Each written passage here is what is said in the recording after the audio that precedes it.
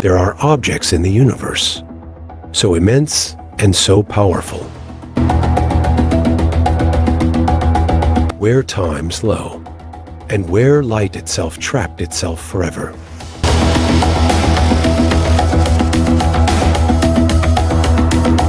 And its name is...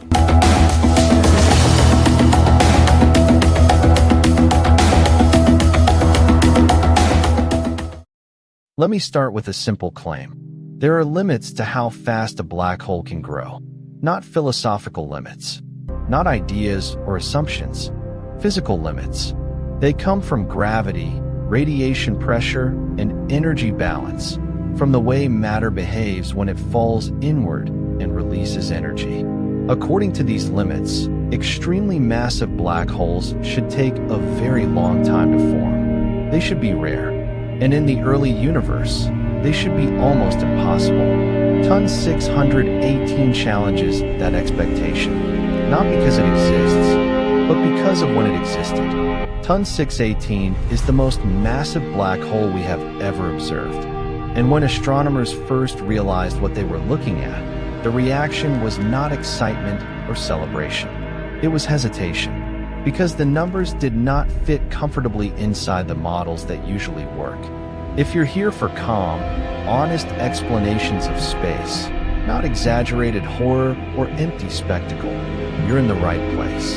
This is the missing context. Ton 618 is not something you can see directly. In fact, no one has ever seen a black hole itself. Black holes do not emit light. They reveal their presence through the effects they have on nearby matter. What astronomers observe instead is a quasar, an extremely bright signal produced when a black hole is actively feeding. As gas and dust fall inward, they don't drop straight in. They spiral. That motion accelerates the material, heating it through friction and compression. As temperatures rise, energy is released across the entire electromagnetic spectrum, radio waves, visible light, ultraviolet radiation, X-rays, and gamma rays. The result is one of the brightest phenomena in the universe, so bright that it can outshine the entire galaxy hosting it. The galaxy does not disappear. It still exists. Its light is simply overwhelmed. This is not destruction. It is dominance. Ton 618 is located more than 10 billion light-years away. That distance matters for one reason. Light does not travel instantly. When we observe TON 618, we are not seeing it as it exists today. We are seeing it as it was when its light began the journey toward Earth. That journey started when the universe was much younger than it is now. Galaxies were smaller. Heavy elements were rarer. Large-scale cosmic structures were still forming. The universe was unfinished. And yet, even then, TON 618 already contained a black hole with a mass of about 66 billion times the mass of the Sun. For comparison, the black hole at the center of the Milky Way has a mass of about 4 million suns. Ton 618 outweighs it by more than 16,000 times.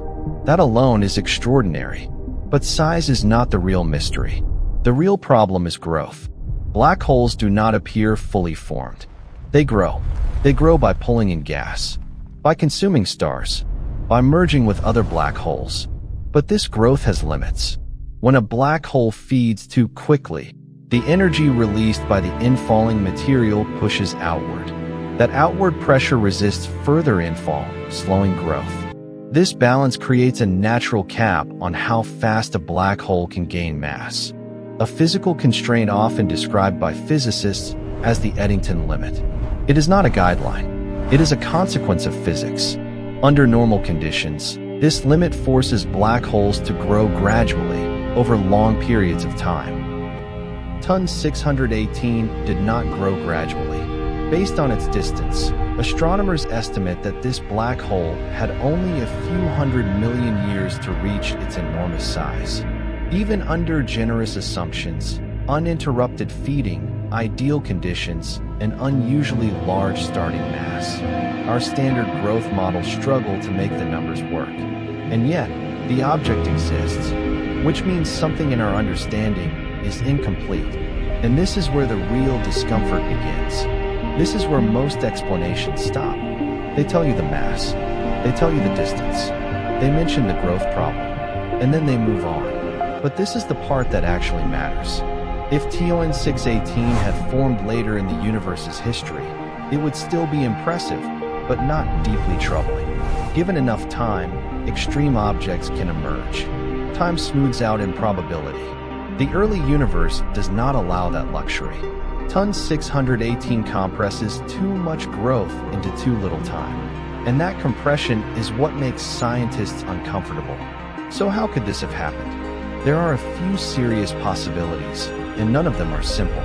One idea is that the early universe created extremely massive seed black holes, not from dying stars, but from the direct collapse of enormous clouds of primordial gas. In that scenario, a black hole does not start small and slowly climb upward. It begins its life already massive, skipping the usual steps entirely. Another possibility is that conditions in the early universe allowed black holes to grow far faster than they can today. The young universe was denser, richer in gas, and far more chaotic. Under those conditions, growth may have occurred in brief but intense bursts that our current models struggle to recreate. There is also a quieter possibility that our models of black hole growth, while accurate in many situations, are still incomplete. Not wrong, but unfinished, missing a piece that only reveals itself at the extremes. None of these explanations are fully satisfying, but none of them require breaking the laws of physics. TON 618 does not violate our theories. It exposes where their confidence ends, and its importance does not stop with its mass. As matter falls toward TON 618, intense magnetic fields form around the accretion disk. Those fields can channel energy into enormous jets of plasma, launched from regions close to the black hole's poles. These jets travel at nearly the speed of light and can extend for millions of light years. They heat surrounding gas. They strip galaxies of the raw material needed to form new stars. They alter the fate of entire galactic systems. TON 618 does not simply consume matter. It regulates its environment. One object, influencing structures far larger than itself.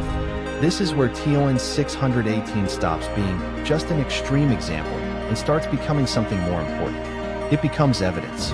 Evidence that the universe is capable of building objects that push directly against the edges of our understanding. TON 618 is not frightening because it threatens us.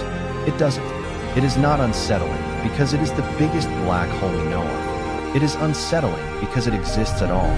Because if something like this could form so early, under conditions we still struggle to explain, then our picture of the universe's earliest stages is incomplete. And if it happened once, it likely happened before, and may happen again. TON 618 is not a monster in the cinematic sense. It does not stalk the universe, and it does not represent chaos or destruction.